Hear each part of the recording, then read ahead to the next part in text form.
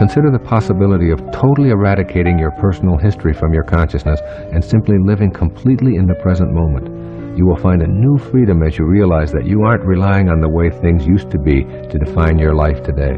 Get rid of all of the labels that you placed on yourself about all of the things that you are, and just erase your past and try to go out into this day with no past at all, just now. Slow yourself down with moments of contemplative silence. That is, do nothing. In these moments, appreciate your body and all of your physical universe. Notice the inner waves of pleasure that you experience as you go to silence. Know that you are a soul with a body, rather than a body with a soul. Remember that your soul cannot be measured or observed with the tools that we use to view the material world. That's a different world in there, that invisible divine world. And that's the world you want to connect to transform your life. You are a soul with a body, rather than a body with a soul. Release the idea that a failed relationship makes you a failure. There are no failed relationships. Every person who enters and exits your life does so in a mutual sharing of life's divine lessons.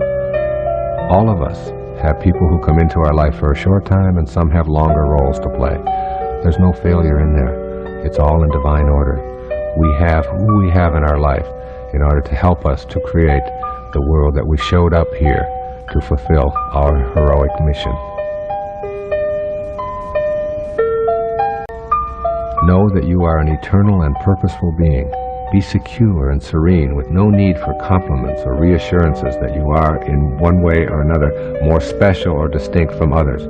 We are all children of God, no favorites, no outcasts, all one. This is a Iona verse, Iona, one, verse, song.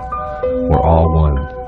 We don't need to think of ourselves as special, because the moment we do, we make someone else not special. And all of us, if we're all special, we don't need a word like special to define us. You don't need your ego here. You're working at your higher self, which says you are a creation, an extension of God. Make love the focus of your life. When this is the case, you will have no expectations about how others should respond to your acts of love. Your higher self invites you to serve and give without any anticipation of reward. Take full responsibility for all of the events in your life. When you blame something outside of yourself for the circumstances you're experiencing, you give control of your life to that outer phenomenon. When you release blame and go within, you will always find what you need. Trust your intuition. Quietly affirm that you will define your own reality from now on, and that your definition will be based on your own inner wisdom. I always think of your intuition like this. If prayer is you talking to God, then your intuition is God talking to you. Trust it, and you won't go wrong. Stop paying so much attention to the superficial pursuits of your life. Learn to tune within and know higher levels of awareness. You need to become acquainted with this part of yourself and believe in the energy of the loving presence that is always a part of you.